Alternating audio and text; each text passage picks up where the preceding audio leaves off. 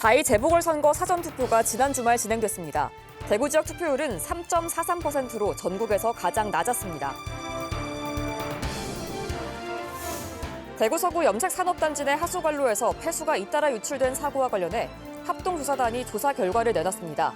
폐수 배출시설 사업장 조사 결과 모두 10개소에서 법 위반 사실이 확인됐고 폐수 처리장 인근 관로에서는 균열이 확인됐습니다.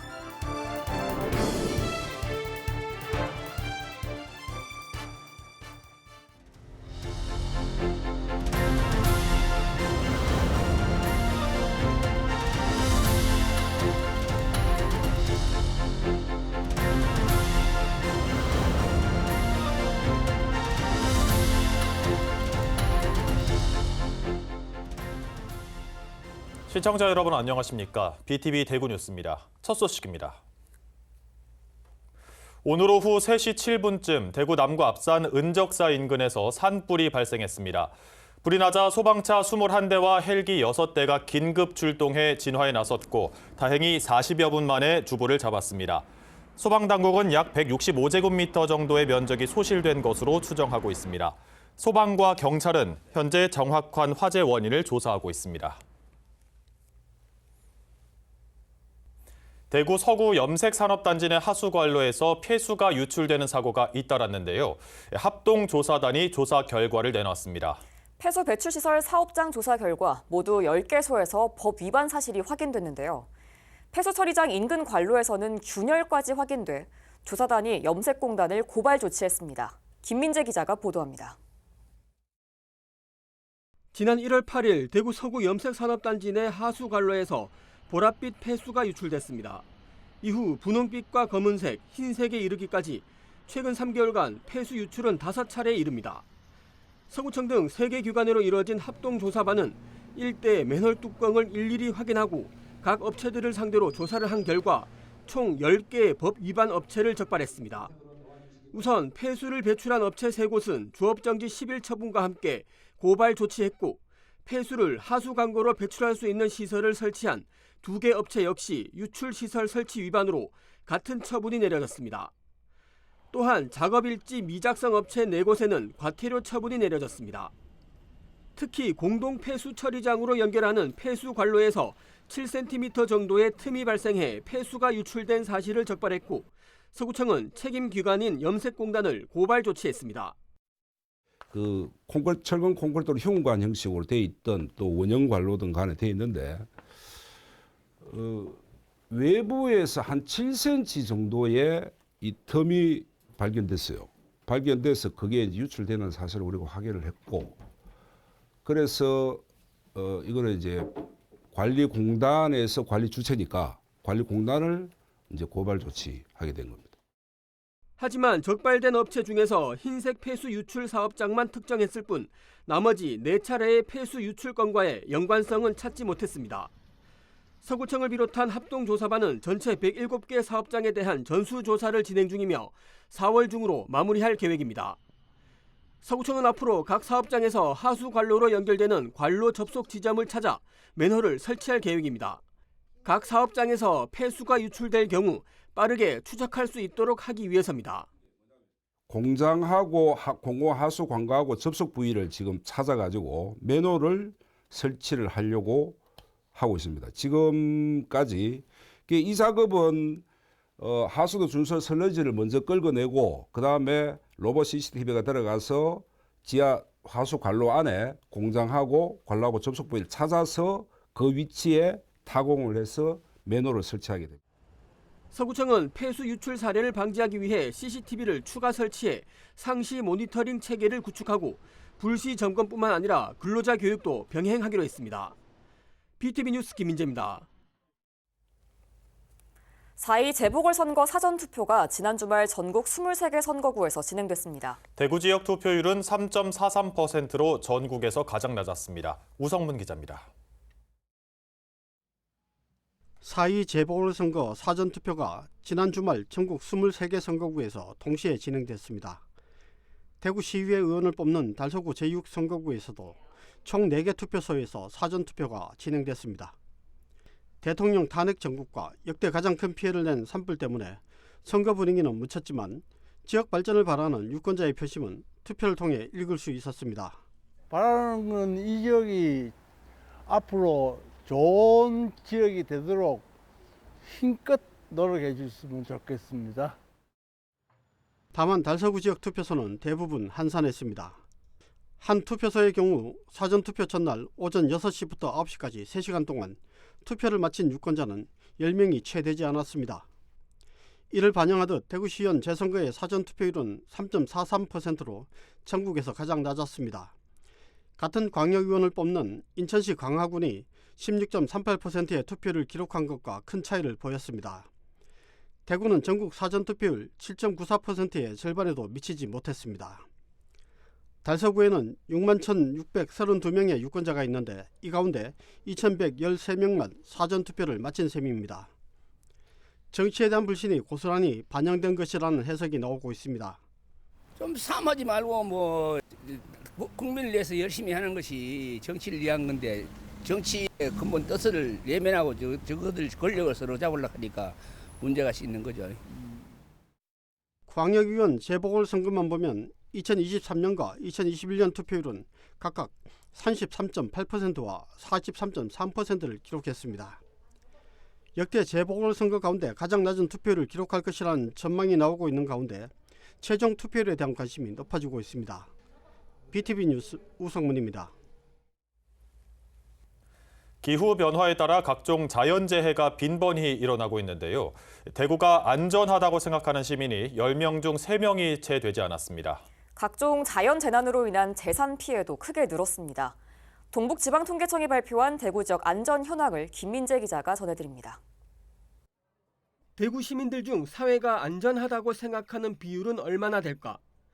동북지방통계청 분석 결과 사회 안전에 대한 인식도는 지난해 기준 24.6%에 그쳐 2년 전에 비해 5.5%포인트나 떨어졌습니다. 2년마다 조사하는 사회 안전 인식도는 지난 2018년 이후 처음으로 큰 폭으로 떨어졌습니다. 사회의 가장 큰 불안 요인이 무엇이냐는 물음에는 경제적 위험이 가장 많았고 범죄와 신종 질병, 국가 안보 순이었습니다. 지난 2023년 기준 자연재난으로 인한 피해액은 107억 6천만 원으로 1년 전에 비해 크게 뛰었습니다. 2023년 지역을 강타한 태풍 카눈의 영향인 것으로 풀이됩니다. 안전을 담당하는 인력은 계속 충원되는 것으로 나타났습니다. 대구 지역 경찰관 1명이 담당하는 주민수는 10년 전 496명에서 2023년 402명으로 줄었습니다. 소방관은 1명당 797명, 구조 구급대원은 2,814명으로 10년 전에 비해 거의 절반 수준으로 감소했습니다. 의료기관 병상수는 인구 1,000명당 17.1개로 10년 전에 비해 2.6개 늘었습니다. 전국 평균인 13.8개보다 더 높은 수준입니다. 동북지방통계청이 최근 기후변화로 인한 자연재해 등 각종 재난이 지속적으로 발생하는 상황에서 재난 대응력을 높이고자 재난 안전 중심의 12개 지표를 분석한 결과입니다. BTV 뉴스 김민재입니다. 환경오염 문제가 점점 심각해지고 있습니다. 지구온난화, 이상기후 등의 형태로 우리의 일상에 영향을 미치고 있는데요. 환경을 위해 생활 속 작은 실천이 필요한 때입니다. 의미 있는 변화를 위한 소중한 움직임, 어떤 것들이 있는지 강현준 기자가 전합니다. 지난해 지구 평균 기온은 산업화 이전 대비 1.55도 오르며 175년 만에 가장 뜨거웠던 해로 기록됩니다. 전 세계가 기후 위기의 재앙을 막기 위해 설정해 놓은 1.5도의 마지노선을 넘긴 겁니다. 그렇다면 시민들은 일상 속에서 기후 위기의 심각성을 얼마나 체감할까? 지난주까지만 해도 3월 중순이었는데 되게 추웠던 것도 그렇고 실제로 좀 우리 일상에서 와닿을 수 있는 수준으로 지금 많이 기후 위기가 다가오고 있어가지고 그런 부분을 하나하나 해결을 해 나가려면은 사실 기업 차원에서도 바뀌어야겠지만 개인 차원에서도 많이 바뀌어야 되지 않나 생각을 해가지고 생활 속 작은 실천의 중요성을 말하기도 합니다. 주기적으로 다니는 단골 카페 같은 게 있다면 확실히 일회용품을 쓰는 것보다는 환경에 긍정적인 영향을 끼칠 수 있다고 생각을 해서 의미 있는 변화라고 생각이 듭니다. 지역에서 작은 변화를 만들어가는 이색 카페도 있습니다. 일회용 비닐봉지 대신 저울과 다회용기가 눈에 띕니다. 식재료를 유리병이나 천주머니에 담아 저울의 무게를 재고 구매하는 방식입니다. 주방 세제나 샴푸는 물론 소량만 필요한 구연산, 베이킹 파우더 등도 재활용 용기에 담아 포장해 가면 됩니다. 여기 가게도 중요하지만 이제 소비자들이 그런 거를 요구하는 게 되게 중요한 것 같아요. 그러니까 다회용기로 가져가도 되냐라는 거를 소비자 단에서 변하면 가게 단이나 동네 단이 다 같이 변하지 않을까 이렇게 생각하고요. 그래서 작은 실천이 모여야 그런 문화가 점점 확산될 수 있다고 생각합니다. 도서관에서 책을 빌리듯 컵을 빌리고 반납하는 모바일 앱 보틀클럽은 제로웨이스트를 위한 카페의 상징이 됐습니다. 친환경 재료로 만든 특수컵을 빌리고 반납하면 현금 리워드를 얻는 방식입니다. 인근 지역 카페와 연계해 지속 가능함을 확산하는 지역 문화로 만들어가고 있습니다. 커뮤니티 차원의 변화가 되게 많이 중요하더라고요. 그래서 뉴어부츠 위크라는 제로웨이스트 페스티벌도 2018년도부터 1년에 한 번씩 하고 있고, 채우장이라는 장터는 2019년부터 했는데 소비자들이 자기가 이제 용기를 갖고 와서 담아가는 채우는 장터여서 채우장이라고 이름을 붙이게 됐어요. 저희 가게만 한다고 이제 될 일도 아니고, 저는 제 일상을 이제 좀 제로웨이스트 일상을 지향을 하고 있는데, 그래서 진짜 내가 제로웨이스트 일상을 하려면 동네 자체가 같이 바뀌어야 되는구나. 제로웨이스트라는 목표로 메뉴부터 운영 방식을 바꾼 동네 카페도 있습니다. 빨대를 사용하지 않으려고 빨대가 필요한 버블티, 슬러시 등의 메뉴는 과감히 버렸습니다. 100잔은 넘었어요. 하루에 쓰는 그 플라스틱 잔이.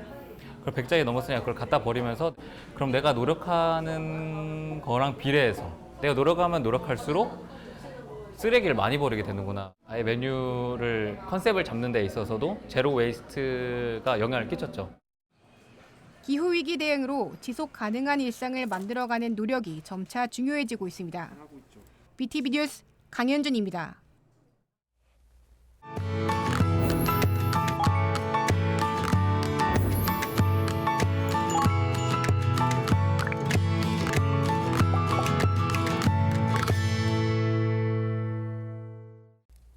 (2025) 케이블 TV 공동기획, 작은 행동이지만 큰 가치가 되는 실천으로 공동체를 지켜가고 있는 우리 동네 영웅을 만나봅니다.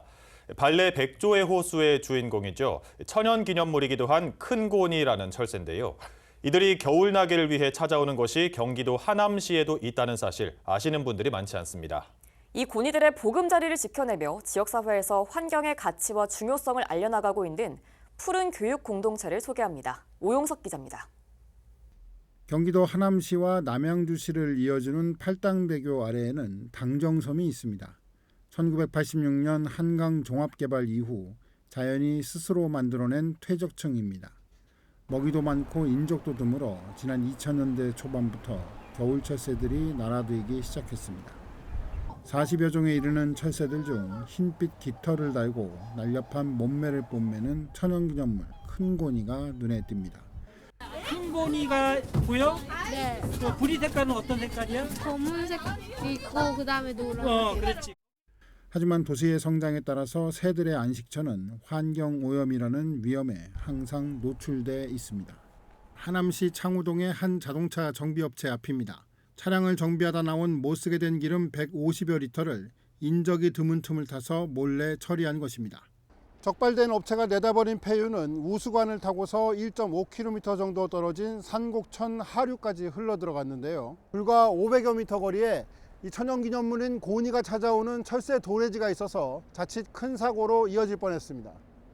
큰곤이를 비롯한 겨울 철새들을 보호하고 서식지를 지켜내기 위해서 시민단체인 푸른교육 공동체가 활동에 나선 건 지난 2002년부터였습니다. 한강 중심을 놓고 보면 건너편에는 그 예봉산 중심부나 산들이 있고 그 오른쪽에는 검단산이 있어요. 그 사이로 한강이 흘러가죠. 그 흘러가는 곳에 당정섬이라는 주변에 서식지로서 굉장히 중요한 부분인 거죠. 뭐 서식지든 번식지가 됐던 이런 곳에 사람이 가게 되면 그들한테 방해를 주는 건데, 그런 것들을 좀 막기 위해서 좀 언쟁도 있었고 왜 못 내려가게 하느냐, 버드존 뭐 이런 이름으로 해갖고 바닥에다 스프레이 글씨를 새겨서 스프레이로 해서 이렇게 표시도 하고 현수막도 붙이기도 하고 이런 것들이 10년을 정도를 해왔죠. 푸른교육 공동체는 지난 2004년부터 자연생태교실인 고니학교를 운영하고 있습니다. 매년 고니가 찾아오는 11월부터 다음해 2월까지 참가를 희망하는 시민들과 함께했습니다.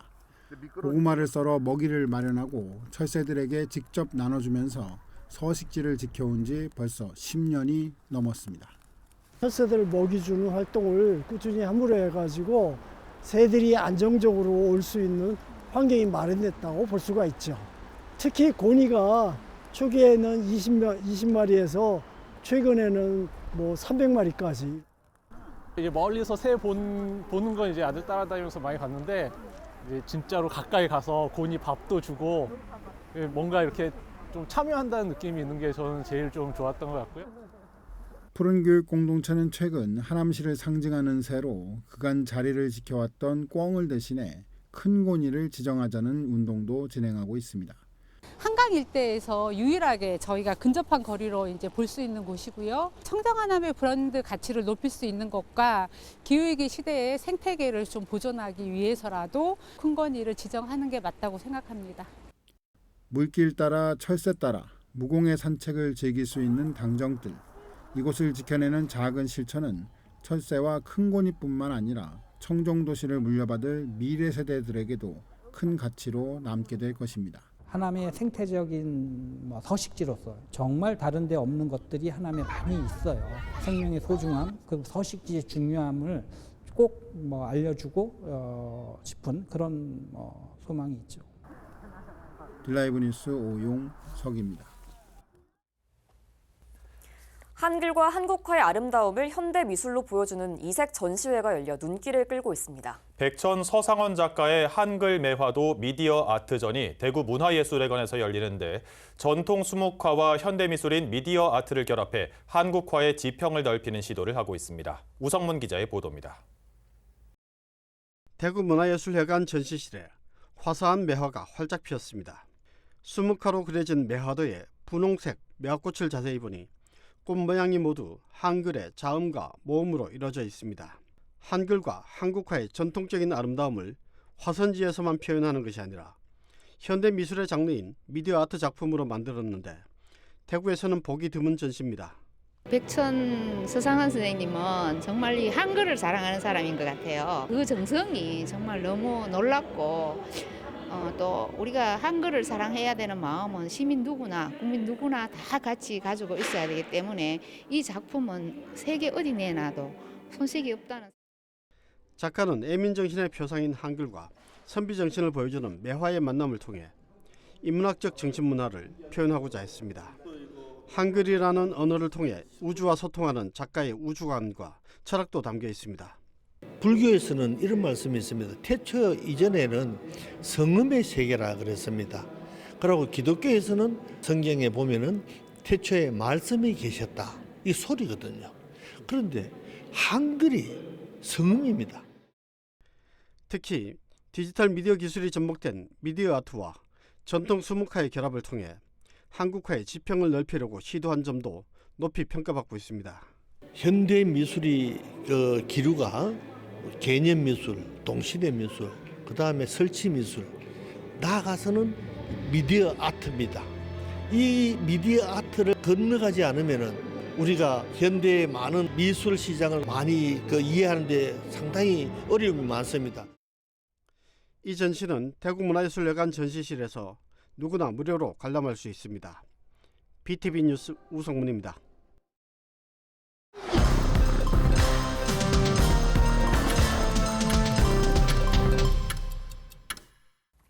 최근 고온 건조한 날씨와 강풍으로 산불 위험이 높아지자 남구는 앞산 고산골 일대에서 산불 대응 태세를 점검하고 산불 예방 캠페인을 실시했습니다.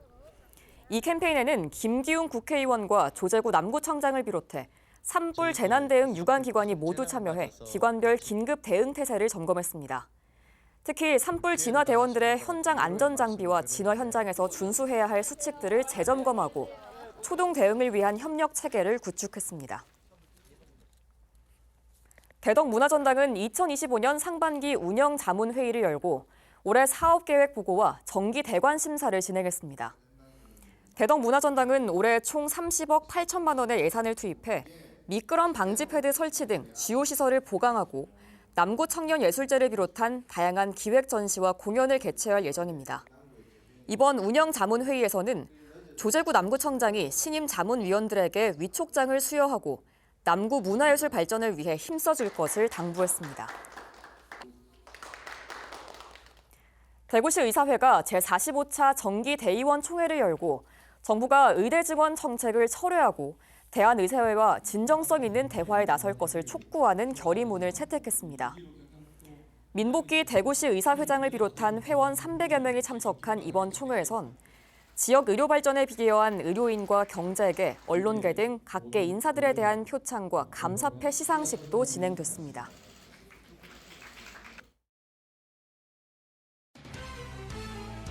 대구와 경산 지역의 전세 사기 피해자 대책위원회가 산불 진화에 기여하고자 방탄 마스크와 필터 각각 1,000개씩을 경산소방서에 기부했습니다.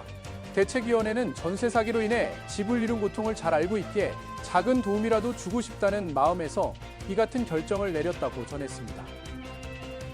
중구에서 폐업이나 이전 등으로 인해 장기간 방치된 간판들을 대상으로 무상 철거 사업을 추진합니다.